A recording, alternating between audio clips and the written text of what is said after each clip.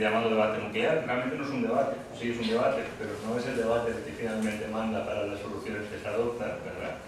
Sino que finalmente mandan quien manda, es decir, los lobbies, las acciones de las eléctricas y el Estado, pero no especialmente fruto del debate. Se toman democráticamente las decisiones, según estamos viendo, pero ciertamente sí que ha dado un vuelco. Y es interesante también porque nos damos cuenta que sigue siendo no la lógica y la previsión y los principios de precaución, sino los desastres, es decir, la respuesta tras catástrofe, lo que finalmente hace que se reenfoque la política nuclear y la política de seguridad a nivel internacional. El desastre de Chernóbil, que fue la gran piedra en el zapato nuclear, Chernóbil, es decir, antes de Chernóbil era una cosa y después de Chernóbil era otra, el discurso, digo, y no solo el discurso, sino la cosmovisión sobre la energía nuclear.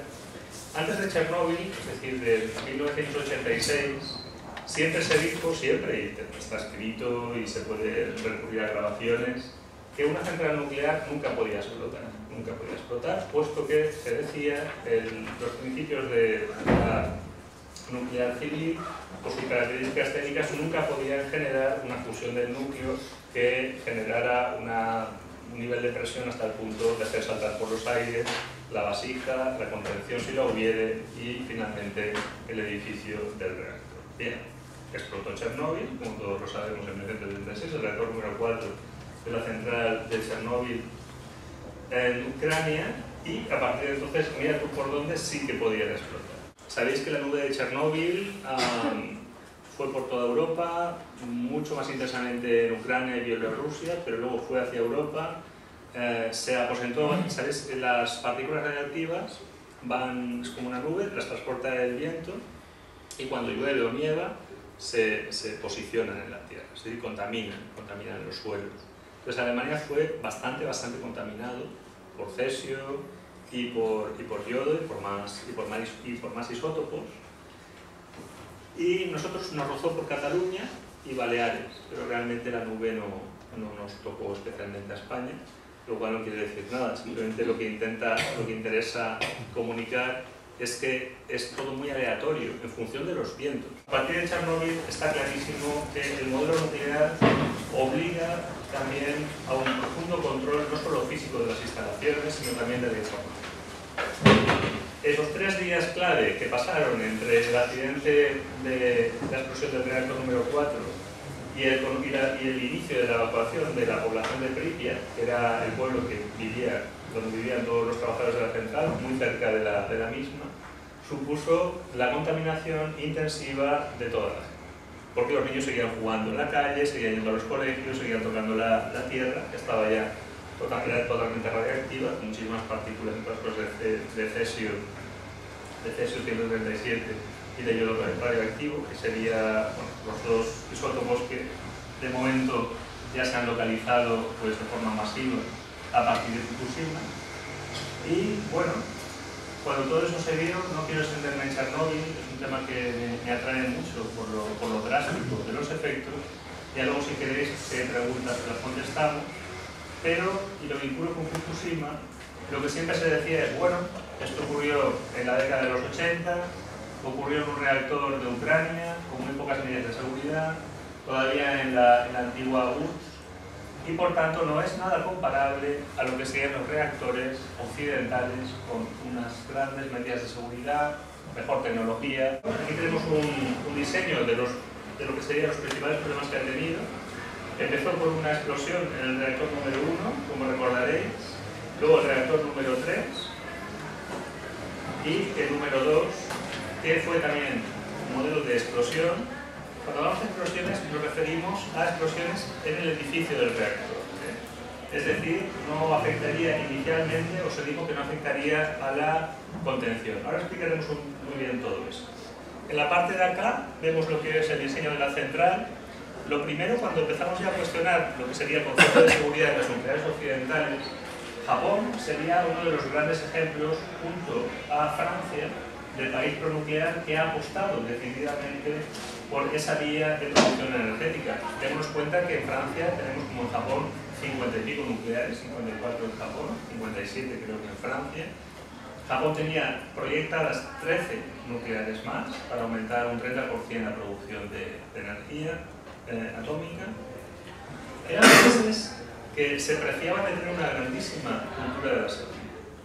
En Francia, efectivamente, no hemos tenido ningún accidente de momento y crucemos los dedos. Y en Japón, sorprendentemente, un país que, como todos sabemos, está en una zona sísmica, en una falla, concretamente en la parte esta del Pacífico, y que también sabemos, y ha ocurrido otras veces, que cuando el epicentro está en el mar se produce un tsunami y por tanto una inundación que puede ser muy grande, no es la primera vez que ocurre. Tenemos en Japón muchas nucleares, como vemos, que están justamente en la costa. No están por casualidad en la costa, sino porque en la costa tenemos el mar. Hace falta siempre, excepto de diseños muy concretos que se refrigeran por aire, hace falta agua para refrigerar el núcleo. Y por tanto, el acceso a cursos de agua potable, a ríos o a mar, siendo Japón es más sencillo que sea mar que sea río, es un factor de alto interés. Pero evidentemente, si está junto al mar y hay un maremoto, evidentemente se ve afectada la nuclear por el maremoto.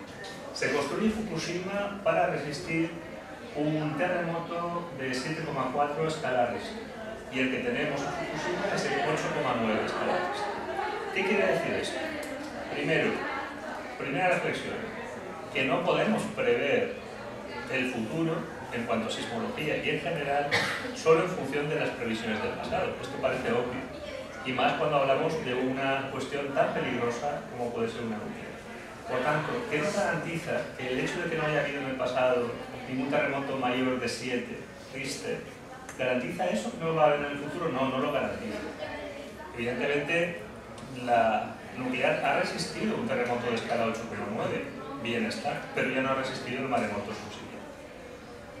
¿Cómo haces una nuclear junto al mar? Hablamos de tecnología japonesa, de un pueblo que es profundamente ordenado, racional, etc. Lo digo porque no todos los pueblos son así. Por ejemplo, el nuestro no lo es, especialmente en comparación con Japón. ¿Cómo se hace junto a la costa, teniendo en cuenta que hay una falla, que puede haber tsunamis? Y se hacen el servicio de motores diésel cuando una nuclear se apaga, y se tiene que apagar automáticamente cuando hay un seísmo. Inmediatamente, automáticamente también, entra en funcionamiento los equipos diésel, porque luz tiene que haber. Si no hay luz, no hay bombeo. Si no hay bombeo, no hay refrigeración, y si no hay refrigeración, hay fusión térmica. Esto es casi matemático. Por tanto, los motores diésel no estaban hechos a prueba de tsunamis ni de inundación. Es un fallo sustancial en la cultura de seguridad, desde el propio diseño. De hecho, uniéndolo a esto, cuando ahora se habla, que es lo que se ha propuesto, las pruebas de estrés, toda una revisión que ha dicho el presidente del gobierno del sistema nuclear español, ¿hasta dónde llegamos en esa revisión? Luego podemos debatir de esto si quieres apuntar, que es más importante. ¿Llegamos a aquello que se puede solucionar o realmente vamos a la raíz de las cosas? Y cuando una nuclear, su diseño es inseguro, porque tiene entre otras cosas 25 años, y en 25 años la cultura de la seguridad y la geoestrategia mundial ha cambiado mucho. Si es insegura el diseño, las cerramos. Lo que nos queda sobre todo es la lógica de que la unión entre error humano, fallos de diseño y posible accidente catastrófico natural, esas tres variables pueden siempre combinarse. Y cuando se combinan es muy difícil, es casi imposible que hablemos de verdadera seguridad en una instalación nuclear como esta. La sola presencia de nucleares junto al mar demuestra hasta qué punto la practicidad de tener agua cercana prima por encima de la cultura de seguridad de saber que no se deben construir centrales al lado del mar cuando hay tsunamis.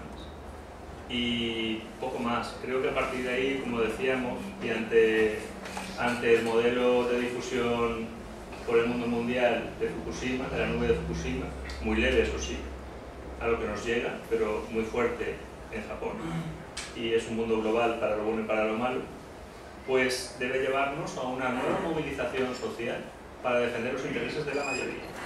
Quien realmente está interesado en prolongar la vida de las nucleares son las propias eléctricas que las explotan y otro tipo de sectores industriales con gran capacidad de lobby.